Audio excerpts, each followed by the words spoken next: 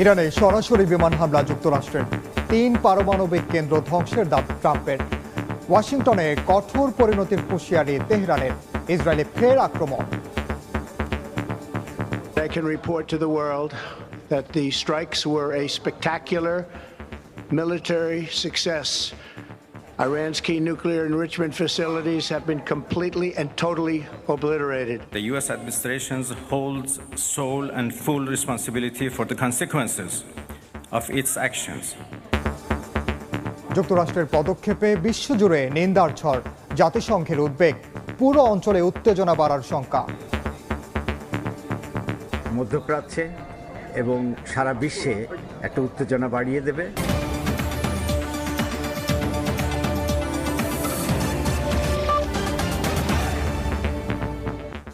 আন্তর্জাতিক সময়ের সঙ্গে আছে আমি ওমর ইনাম।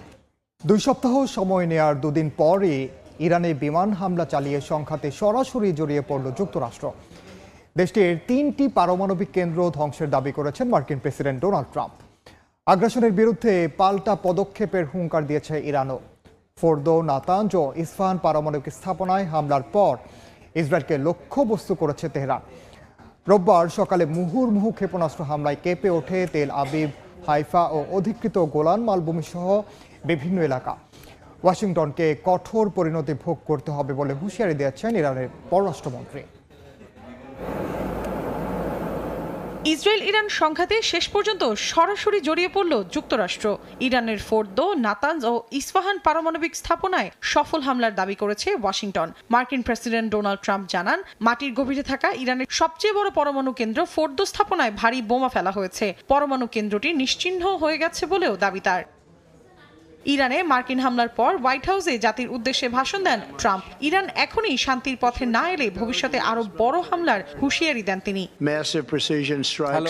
আমাদের উদ্দেশ্য ছিল ইরানের পারমাণবিক সমৃদ্ধকরণ ক্ষমতা ধ্বংস করা এবং বিশ্বের 1 নম্বর সন্ত্রাসবাদীদের দেশ ইরানের পারমাণবিক হুমকি বন্ধ করা। মধ্যপ্রাচ্যে দাপট দেখানো ইরান এখন শান্তির পথ বেছে নিতে বাধ্য।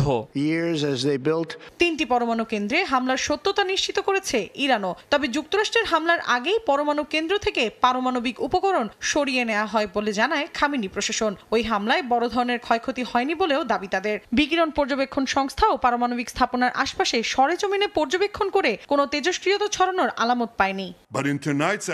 যুক্তরাষ্ট্রের হামলার পর প্রেসিডেন্ট ট্রাম্পকে ধন্যবাদ জানিয়েছেন ইসরায়েলি প্রধানমন্ত্রী বিনিয়ামিন নেতানিয়াহু। বলেন, ট্রাম্প বিশ্বের সবচেয়ে বিপজ্জনক শাসক গোষ্ঠীর হাত থেকে অস্ত্র ছিনিয়ে নেয়ার উদ্যোগ নিয়েছেন।